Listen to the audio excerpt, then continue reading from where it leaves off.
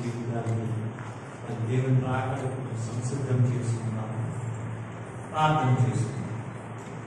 పరిశుద్ధుడైన మా దేవ, పావనుడైన మా దేవ, కాలముల సమయం నీ ఆధీనంలో ఉన్నది నాయన. ఈ మధ్యాహ్న కాల సమయంలో ఈ దాసుని ఆలయాన్ని, ఈ దాసుని సంఘంలో దర్శించుటకు మీరు ఇచ్చిన ఈ సమయాన్ని బట్టి మీకు వందనాలు చెల్లిస్తున్నాను. ప్రేమ గల మా తండ్రి, మా యొక్క ఆలోచనలను పరిశుద్ధం చేయండి, శుద్ధీకరించండి, మా తలంపుల్ని బలపరచండి, పరిశుద్ధపరచండి, మా ఊహల్ని కూడా శుద్ధి చేయండి. మాలో ఉన్న సమస్తమును కూడా నీకు అంగీకారం అన్నట్లుగా చేయండి ప్రభావ.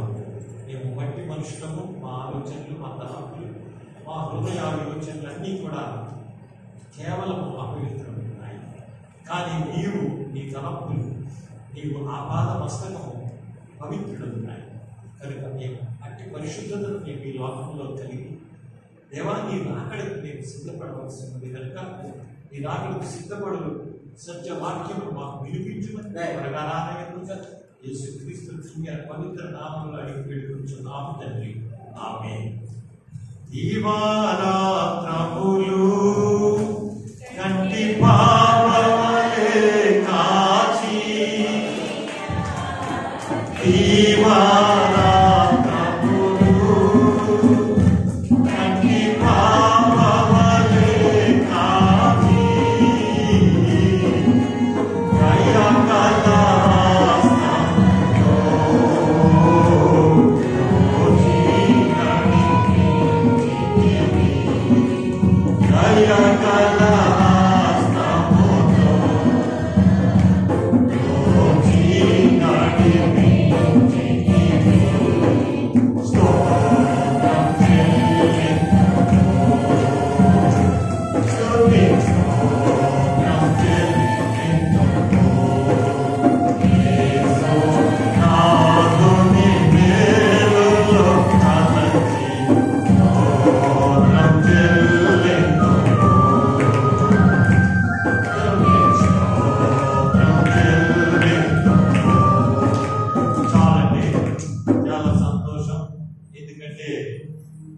ఈరోజు ఒక ప్రత్యేకత ఉన్నది.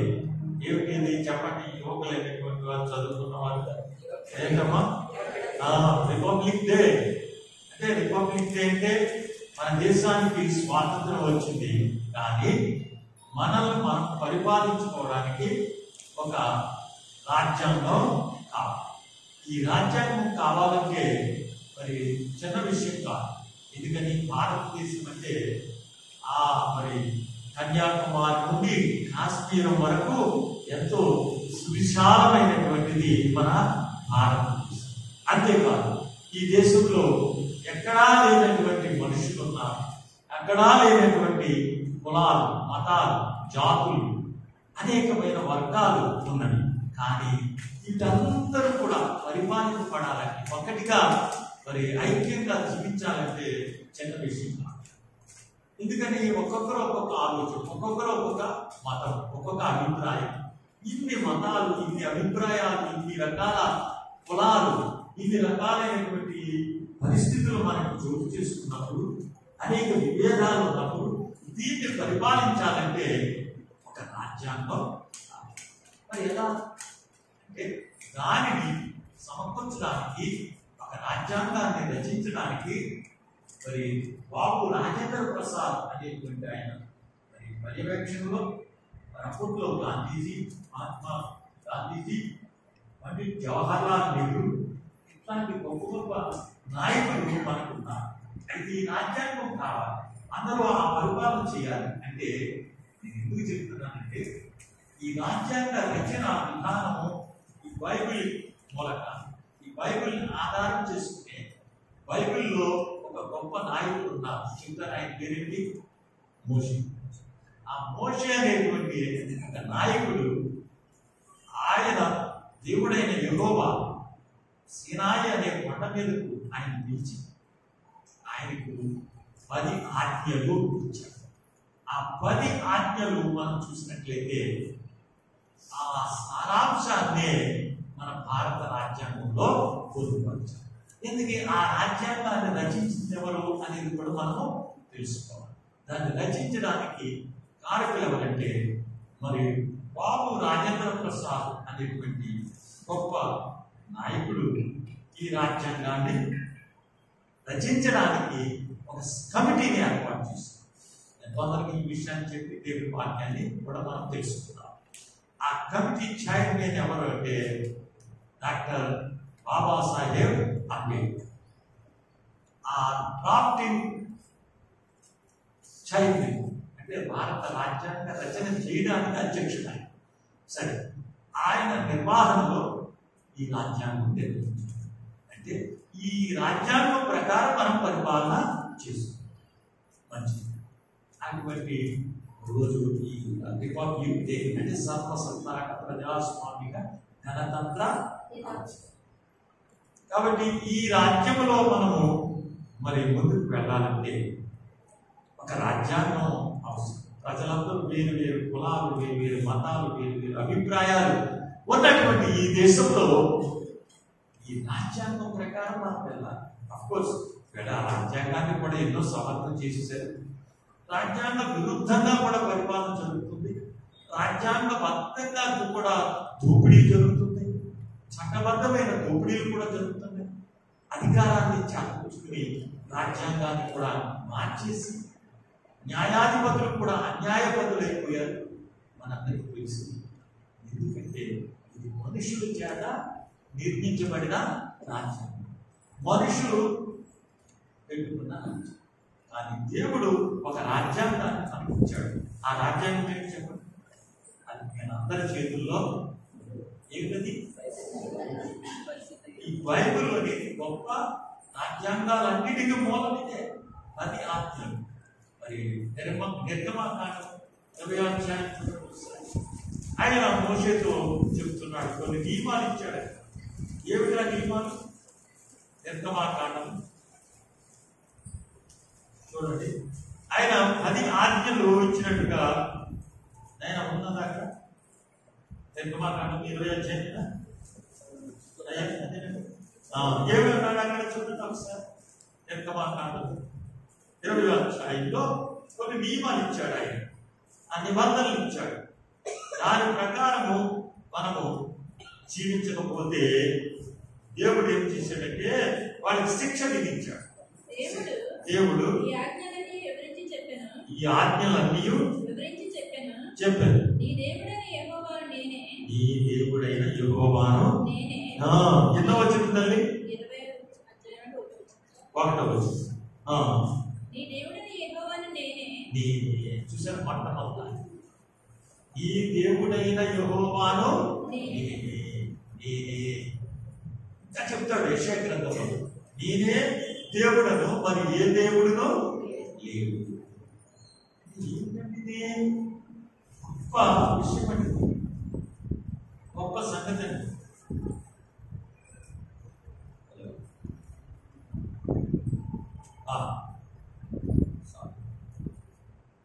ఎందుకంటే నేను ఇక్కడ మీకు చెప్తున్నానంటే ఈ రాజ్యాంగంలో ఉన్నటువంటి నిబంధనలు చాలా తప్పకుండా మనం జీవించాలి, బ్రతకాలి. రాజ్యాంగం అనేది ఉంది. భారతదేశానికి ఒక రాజ్యాంగం. కానీ ఆ రాజ్యాంగం ఏమవుతుంది? కొన్నిసార్లు అమలవుతుంది, కొన్నిసార్లు అమలు కావాలి. ఎందుకు కారణం ఏంటి? స్వార్థం, సంకుచితత్వము. పేదవాళ్ళకి ఒక న్యాయం జరుగుతుంది, ధనవంతులకు ఒక న్యాయం జరుగుతుంది. ఈ ఇందులోనే అనేక వైషమ్యాలు మనము చూస్తున్నాం. కులమత భేదాలు. ఒక కులానికి ఒక న్యాయము, ఒక కులానికి ఒక న్యాయం. ఎందుకని ఇలా జరుగుతుంది? ఇది లోక సంబంధమైన శాస్త్రము, లోక సంబంధమైన రాజ్యాంగము. దేవుడైన యెహోవా తన దాసుడైనటువంటి మోషే గారికి కొండపైకి పిలిచి ఆ సినాయి పర్వతం మీద ఈ ఆజ్ఞలు ఇచ్చాడు. ఏమిటి ఆజ్ఞలు? చదవండి. దేవుడు వివరించి చెప్పాడు. ఎవరంటే నీ దేవుడైన యెహోవాను నేనే. నేను దాసుల గృహమైన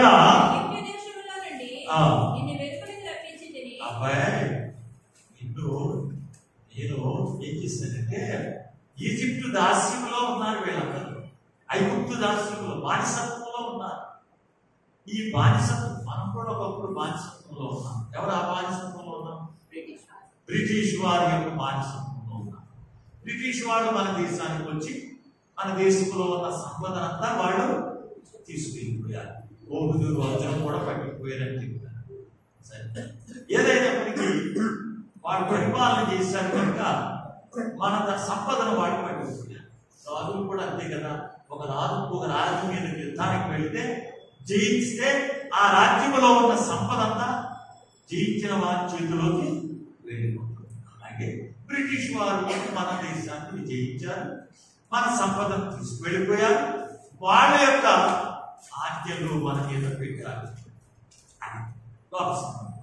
కానీ దేవుడు అంతకు ముందే దేవుడైన యెహోవా తాను సృష్టించిన మనలను దేవుడు ఆదికాండం 1:26 చెప్తాడు. దేవుడట మనల్ని ఆయన స్వరూపములో పోలిక చొప్పున నరులను చేయడము, సముద్రపు చేపలను, ఆకాశ పక్షులను, పశువులను, సమస్త భూమిని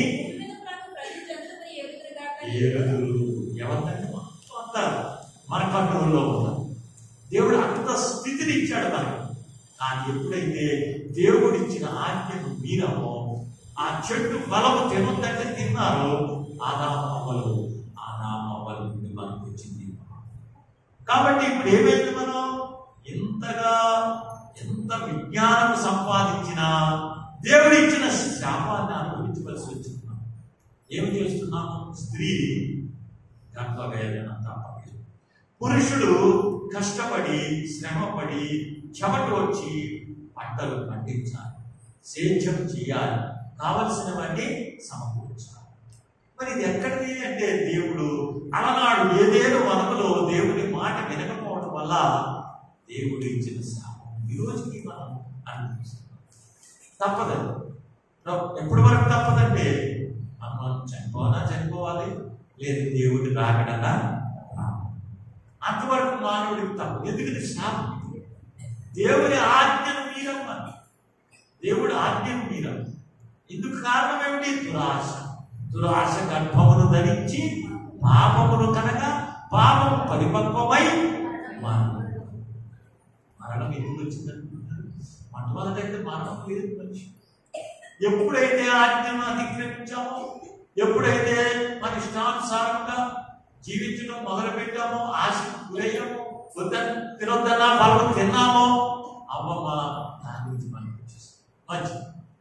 ఇప్పుడు ఆ విషయం పక్కన అంటే దేవుడిచ్చిన ఈ ఆజ్ఞ, భూ సంబంధమైన ఆజ్ఞను, భూ సంబంధమైనటువంటి మన ప్రవర్తన అక్రమంగా ఉంటే చూడండి, మనం బలవంతులు ఉంటారు, బలహీనుల్ని కొట్టేస్తారు.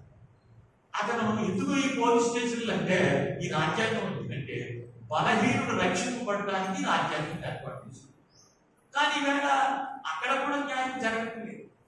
ఎందుకని? డబ్బు పెట్టి కొనేస్తున్నారు చట్టాన్ని, డబ్బు పెట్టి లాంటి ఆటలు వాళ్ళ చేతుల్లో పెట్టుకుంటున్నారు. కాబట్టి రాజ్యాంగం కూడా ఎన్నో రకాలుగా మార్పులు చేస్తున్నారు. రేపు మాకు ఈ రాజ్యాంగం కూడా ఉండదు. ఎందుకని?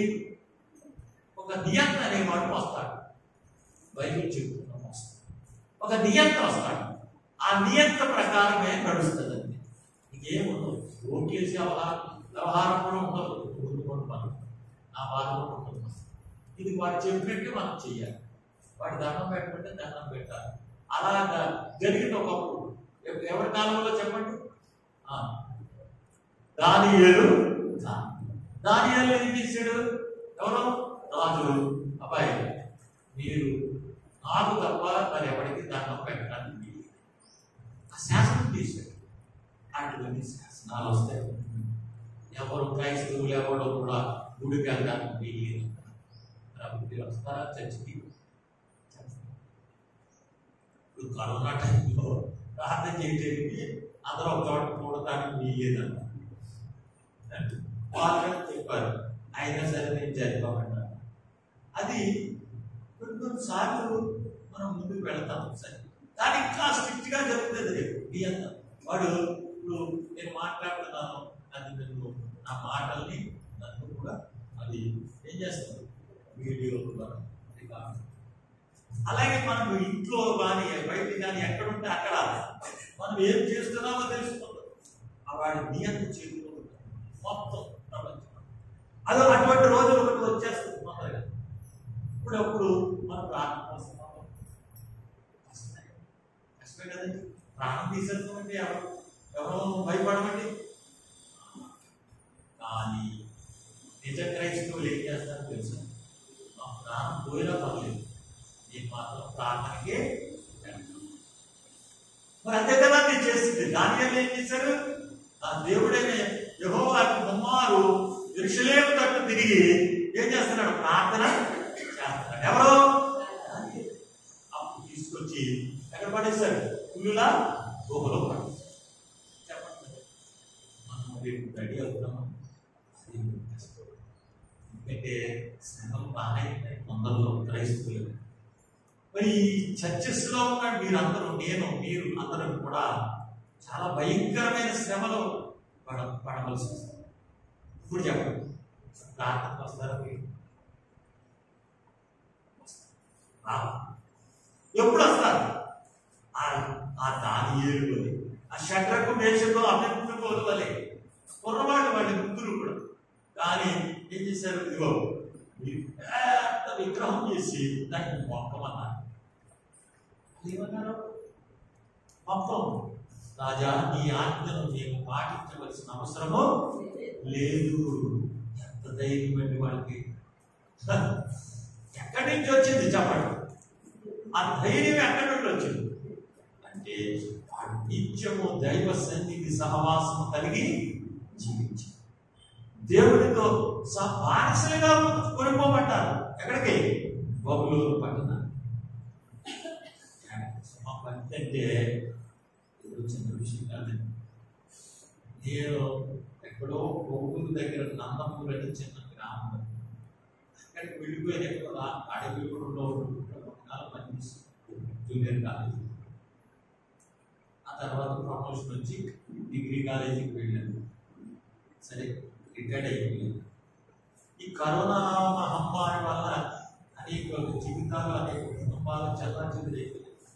సరే, ఏదైనప్పటికీ ఎక్కడికో వెళ్ళడం జరిగింది. అక్కడి నుంచి ఇక్కడ సిబిసిఎన్స్ చర్చిలో మాట్లాడడానికి పిలిచారు.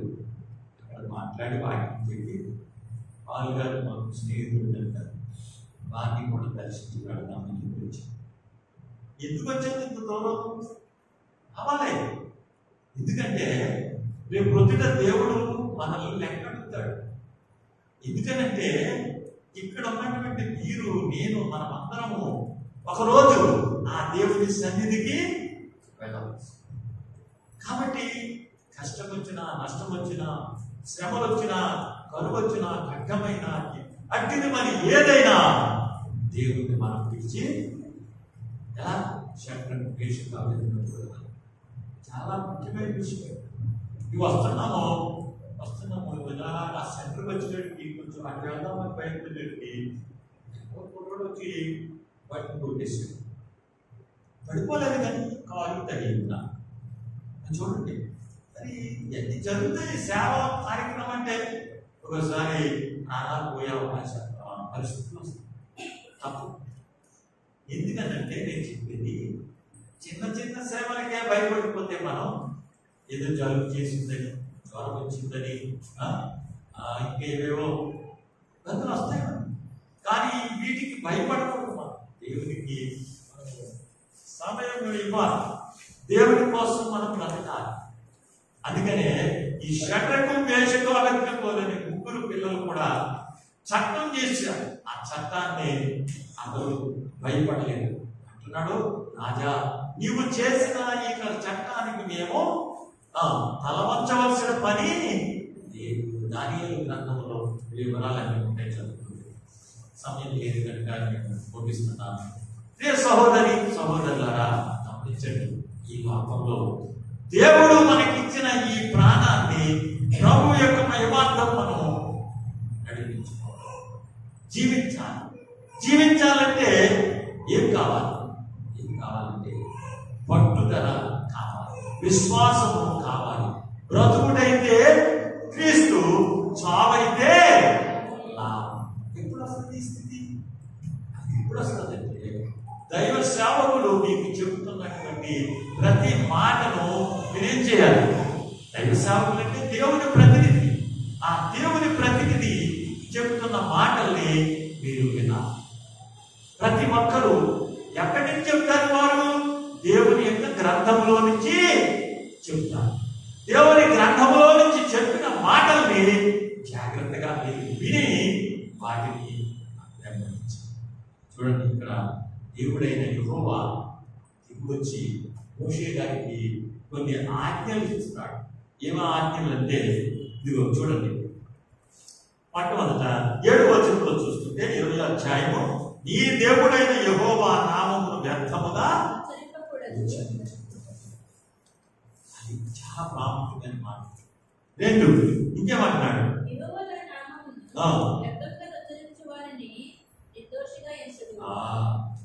కనుక ప్రతిదానికి కూడా మనం జాగ్రత్తగా ఉండాలి. దేవుని నామాన్ని ఒక స్తుతి చెల్లించామన్నా, ఒక స్తోత్రం చెప్పినా, ఒక హల్లెలూయా చెప్పినా, ఒక మరి ప్రైజ్ లార్డ్ అని చెప్పినా వ్యర్థముగా చెప్పాలి. మతి లేని స్థుతి గతి లేని స్థితికి తీసుకువెళ్తుంది అంటున్నారు. కనుక ఆయన ఆరాధించు వారు ఆత్మతోనూ ఎలా ఆరాధించాలమ్మా? ఆత్మతోనూ సత్యముతోనూ ఆరాధించాలి. మరి ఎలాగండి? ఎలా తెలుస్తుందండి? అది తెలుస్తుంది. మనం ఎలా ఆరాధిస్తున్నామో దేవునికి ఇష్టముగా ఉన్నదా, దేవునికి కష్టపడేదా ఉన్నదా, దేవుడు మెచ్చుకునేలా ఉన్నదా మన ఆరాధన, దేవుడు మనల్ని మెచ్చుకునేలా ఉన్నదా అంటే జాగ్రత్తగా. నెక్స్ట్ ఇంకేమంటున్నాడంటే, విశ్రాంతి దినమును పరిశుద్ధముగా ఆచరించడం జ్ఞాపకం ఉంచుకోవాలి. అంటే ఏంటి దీని అర్థం? ఆరాధన అంటే విశ్రాంతి దినము, పరిశుద్ధ దినము, ఆదివారము, పునరుద్ధాన. యేసు ప్రభు చావు, సమాధి, బండను, ముద్రను, కావలిని, లోకమును సమస్తమును జయించిన రోజు ఈ రోజు. కనుక ఈ పునరుద్ధాన దినమును మనం ఆచరించాలి. ఎలా ఆచరించాలి? ఎలా ఆచరించాలన్నాడు చూడండి అమ్మా. 8వ వచనం చూడండి. పరిశుద్ధముగా ఆచరించాలి. పరిశుద్ధత లేనివాడు దేవుడు కాదు. జాగ్రత్తగా లేదా చూపిస్తాను. ఎందుకంటే ఈ సహోదరులారా చాలా ప్రాముఖ్యం. ఎందుకంటే పరిశుద్ధత, holiness is next to godliness అన్నాడు. పరిశుద్ధత లేనివాడు దేవుడు జాగ్రత్తగా దేవుడు కాడు. నేను పరిశుద్ధుడను కనుక మీరు అక్కడే ఉంటుంది. క్రైస్తవులు మిగిలినటువంటి విషయాల్లో మీరు అందరికీ తెలుసుకుని ఎన్నో రకాల దేవుళ్ళని ఆరాధించిన వారే ఉండొచ్చు, లేకపోతే విగ్రహాలను పూజించిన వారు కావచ్చు. కానీ ఒకటి తెలుసు, పరిశుద్ధత లేని వాడు దేవుడు కాదు. దేవ పురుషులని ఎందరో పేరు పొందిన దేవేరులను అంటనట్టి దేవుడొక్కడే. దేవలోకమందున భూలోకమందున దైవత్వము చెడని వాడు యేసు ఒక్కడే. యేసు ఒక్కడే. అదే అందుకే మీరు ఇక్కడికి వచ్చారు. లేదంటే దేవుళ్ళు అని చెప్తున్నవారు వారి అందరిలో కూడా శరీరాశ, నేత్రాశ, జీవపు కామ, క్రోధ, మోహ, లోభ, మత, మాత్సర్యములనే ఈ అరిషడ్వర్గాలు వెంటాడుతూ ఉంటాయి. వీటిని జయించాలంటే చూడండి అమ్మా, ఒక గుడ్డివాడు మరొక గుడ్డివాడికి త్రోవ చూపుతాడండి. చెప్పండి, ఒక గుడ్డివాడు మరొక గుడ్డివాడికి త్రోవ చూపలేడు. సేవకులు ఉన్నారు ఇక్కడ, వారు కొన్ని నియమము, నిష్ఠ, నిబద్ధత కలిగి జీవిస్తున్నారు. ఆ నిబద్ధత కలిగి జీవిస్తూ మిమ్మల్ని చెబుతున్నారు ఇలా జీవించాలి. దేవుడి వాక్యాన్ని ఆధారం చేసుకుని చెబుతున్నారు. అలా జీవించకుండా మీకు చెప్తే మీరు ఒప్పుకుంటారా? మీరు వస్తారా దైవసన్నిధికి? సరే అలా జీవించలేదు మనకి ఎందుకురా అని.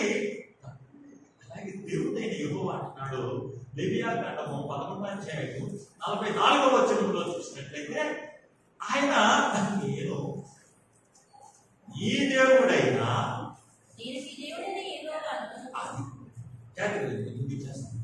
నేనెవరినా తెలుసా? నీ దేవుడైన యెహోవా.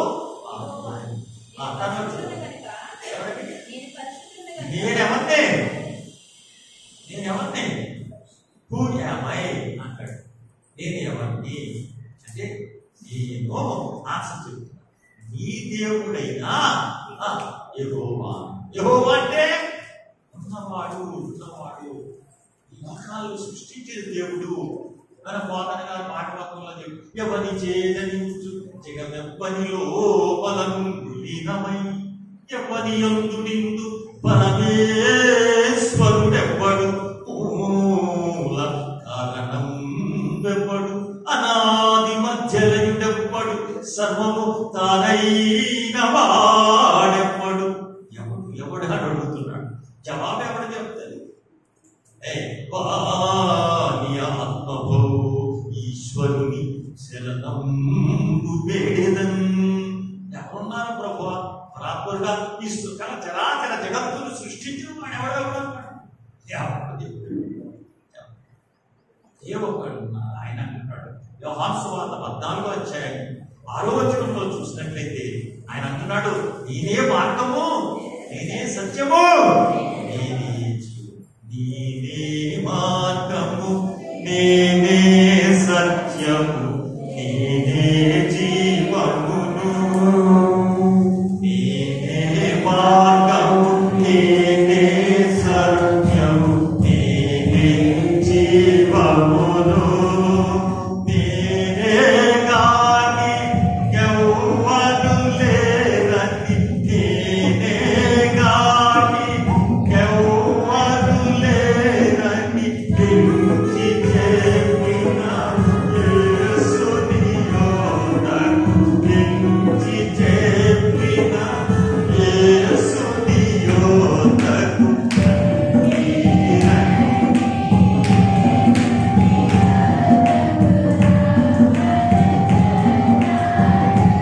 కాబట్టి యేసు పిలుచుతున్నాడు.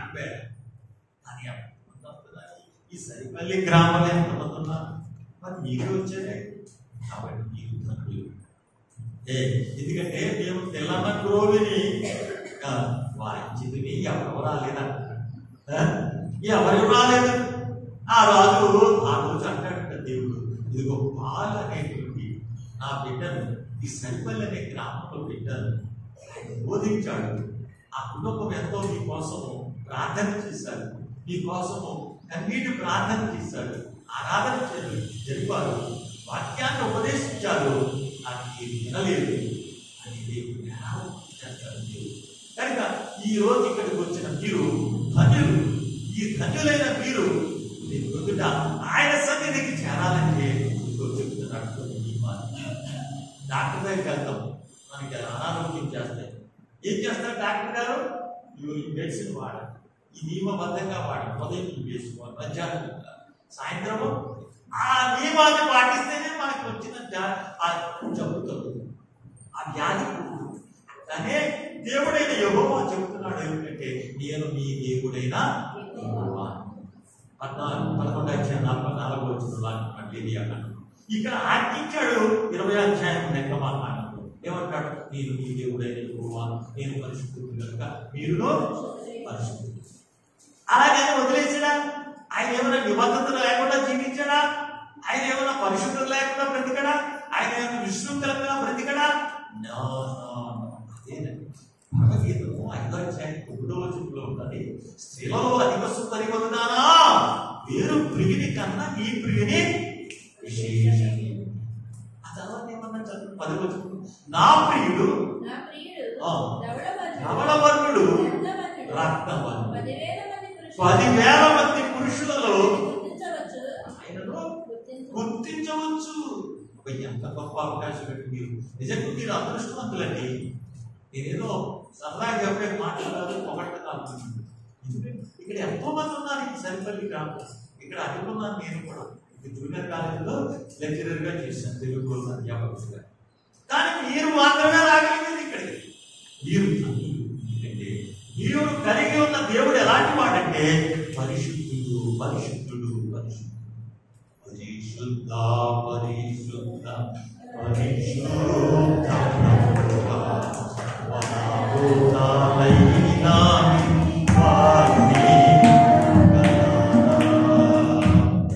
కూడా వర్ణించలేకపోతున్నాయంట. ఎవరిని? ఆ దేవదేవుడు, ఆ త్రియేక దేవుణ్ణి, ఆ పరిశుద్ధుడైన దేవుణ్ణి. ఆయన తండ్రిగా పరిశుద్ధుడు. దేవుడైన యెహోవా నేను పరిశుద్ధుడు కనుక మీరును అని అన్నాడు తండ్రిగా. ఆయన కుమారుడుగా వచ్చాడు భూలోకానికి. 33.5 సంవత్సరములు జీవించాడు. ఆయన చరిత్ర పురుషుడు. ఎవరండి యేసు ప్రభు?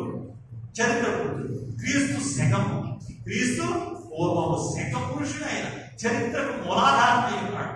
చరిత్రలో ఎవరి పేరు ఇప్పుడు ప్రొఫెసర్ నోట్ రాస్తాడు అర్థం కాదు. క్రీస్తు శకము అంటాడు కానీ మరో పేరు ఆ పేరు నేనే కూడా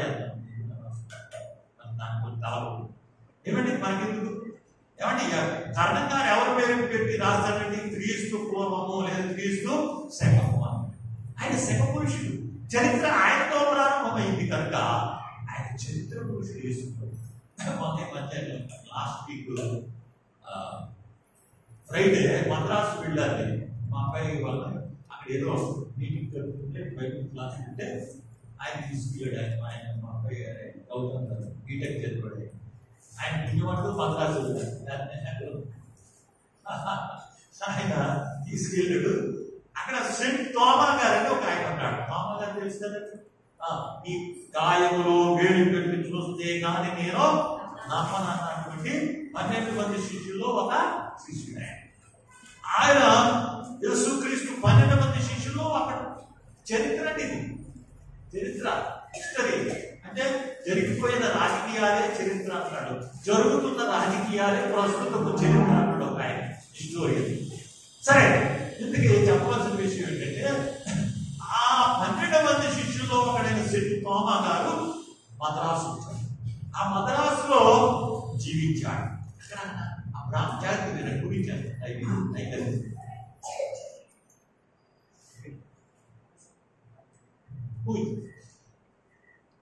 అక్కడ బ్రాహ్మణులందరూ ఒక పొలంలో స్నానం చేస్తున్నారు. ఈయన అక్కడికి వెళ్ళారు. అక్కడ సంధ్యావందనం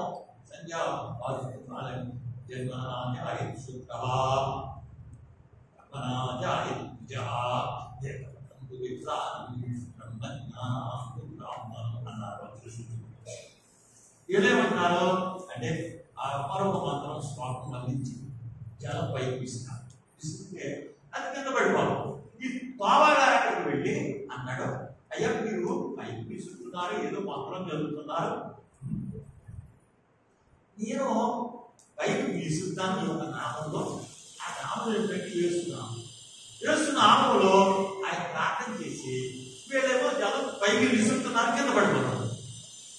ఈయన అన్నట్టు వెళ్ళి మీరు పైకి వేసిన ఆ జపం చేసి ఆ మంత్రం మంత్రోచ్చారణ చేసి పైకి జరుగుతున్నారు, కిందకి నీళ్ళు వచ్చాను. నేను ప్రార్థన చేస్తాను ఒక నామంలో, నీళ్ళు పైకి విసురుతాను, ఆ నీళ్ళు పైనే ఉంటాయి. చాలా చేసి ప్రార్థన చేశాడు తోమా. చరిత్ర పుస్తకం గ్లోరియస్గా ఉండేవారు. ఎంతమంది శిష్యులు ఒకడు, యేసు ప్రభు శిష్యులు ఆయన ఒకడు. ఇదేం చిన్న విషయం కాదు. మంత్రం లేదు, మాయ లేదు, ఇదేం కల్పన కాదు, అబద్ధ కల్పన కాదు, ఉప్పిటి గాథలు కాదు. వెళ్ళాడు, ప్రార్థన చేశాడు, నీళ్ళు పైకి ఇస్తాడు, వేస్తున్నాను. ఆ నీళ్ళు అలాగే ఉంటుంది. వీళ్ళందరూ చూశారు, ఆశ్చర్యపోయారు. అప్పుడు అప్పుడున్న బ్రాహ్మణులందరూ యేసు నిజమైన దేవుడు, ఈయన సర్వశక్తి కలిగిన దేవుడు, ఈయన సజీవుడైన దేవుడు అని విశ్వసించారు.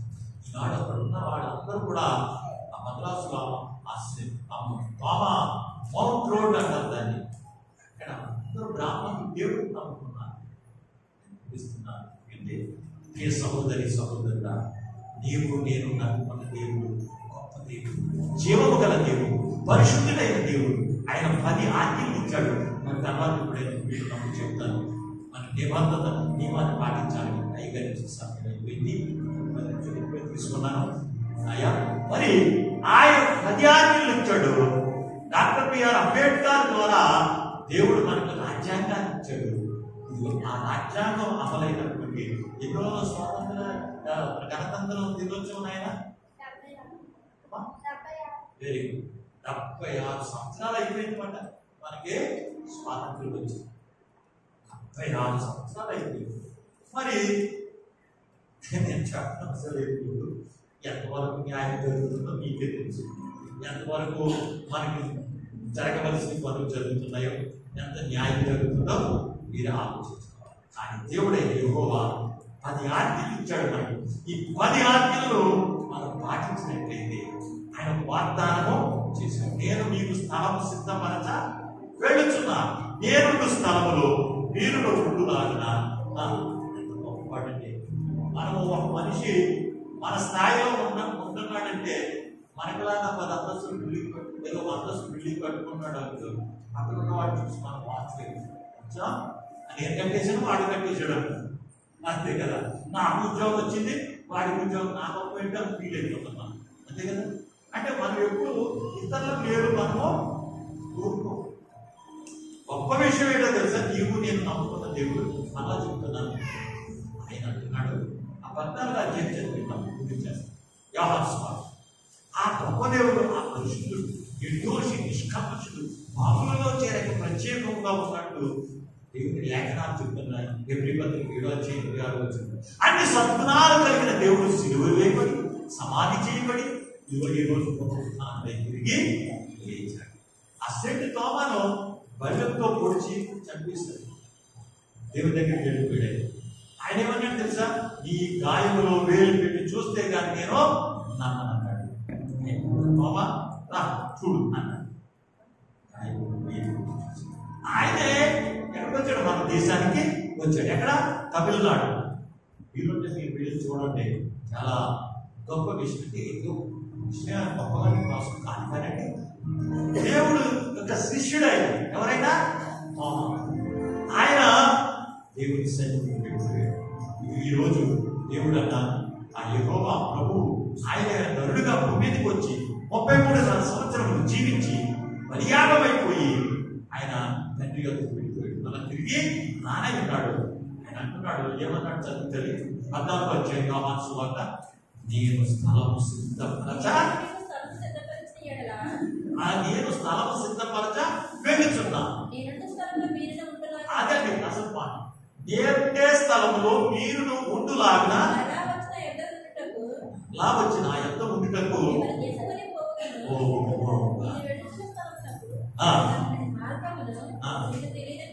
అర్థాలని కనుక ఇంత గొప్ప దేవుడు మనం కలిగి ఉన్నాం. చాలా సంతోషం. అట్టి గొప్ప దేవుడి దగ్గరికి మనం చేరాలంటే ఒకటే అవకాశం. ఏమంటే పులి దగ్గరికి మనం వెళ్ళగలవా? సింహం దగ్గరికి మనం వెళ్తామా? మరి ఎవరు వెళ్తారు చెప్పండి. Simple procedure. ఎవరు వెళ్తారు? సింహపు వెళ్ళే వెళ్తారు. పెద్ద పులి ఉంటారు, పెద్ద పులి వెళ్ళే పెద్ద పులి దగ్గరికి. అలాగే మన దేవుడైన యెహోవా దగ్గరికి మనం వెళ్ళాలంటే ఏం కావాలి? పరిశుద్ధత. అంతే ఏమొద్దు. అటువంటి పరిశుద్ధతను మనం కలిగి ఉంటాం. అటువంటి పరిశుద్ధత కలిగి ఉండడానికే ఆయన అంటున్నాడు, నేనే మార్గము సత్యము జీవము. అటువంటి పరిశుద్ధతను కలిగి ఈ 10 ఆజ్ఞలు మనం నిజంగా పాటించగలం అని ఆయన కోరుకుంటే, హృదయశుద్ధి గలవారు ధన్యులు, వారు దేవుడిని. అటువంటి హృదయశుద్ధి పరిశుద్ధత కలిగి మనం ఆయన 2వ రాకడకు సిద్ధపడవలసి. బుద్ధి గల కన్యకులు, బుద్ధి లేని బుద్ధి గల కన్యకులు పవిత్రత సద్గుణము కలిగి వారు జీవించారు. దేవుని సన్నిధిలో ఇప్పుడు మనం కూడా ప్రభు యొక్క 2వ రాకడలో ఆయన ఉన్న స్థలంలో మనము ఉన్నాము. ఎందుకంటే ఒక మాట ప్రకటన గ్రంథం 3వ అధ్యాయం 1వ మాట చదివి ముగిస్తాను. ఆయన అంటున్నాడు, ఆ పరిశుద్ధత అనేది మనం కలిగి ఉండాలి. పవిత్రుడు, నిర్దోషి, నిష్కల్మషుడు, పాపములో చేరక ప్రత్యేకముగా ఉన్నవాడు మన ప్రియుడు. మరి ప్రియమైన సంఘం ఏం కలిగి ఉండాలి? ఇటువంటి ముడత మచ్చ ఎఫెసీ పత్రిక 5వ అధ్యాయంలో అంటాడు, ముడత మచ్చ లేనిది, పొడమికి ఉప్పు వెలుగు వంటిది, వ్యూహిత సైన్య సమభీకర రూపిణి అని పరమగీతంలో చెప్తాడు. అంటే ఆ వధువు సంఘము అటువంటి సంప్రదాయం, ఆ జీవితము కలిగి ఉంటుంది. కనుక ఆ జీవితం మనం కలిగి ఉంటే ప్రకటన గ్రంథము 2వ అధ్యాయము 21వ వచనంలో చూస్తే దివ్యమైన మాట కనబడు. ఆయన అంటాడు, నేను జయించి ఎక్కడున్నాను? సింహాసనం మీద తండ్రితో కూడా ఎవరిని కూర్చోబెట్టానంటే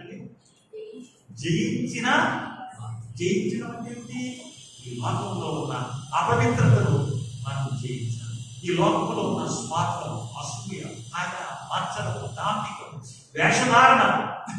గలతీ పత్రిక 5వ అధ్యాయం 19వ వచనం శరీర కార్యములు స్పష్టములై ఉన్నవి, ప్రతిష్ఠించండి. అవి జయించాలి. అవి జయించినట్లయితే ఎక్కడుంటామంట? మనం తండ్రితో పాటు ఆయన కూర్చున్న సింహాసనం మీద జయించిన వారిని నాతో కూడా సింహాసనం మీద కూర్చుంటాను. అంతేమన్నాడు.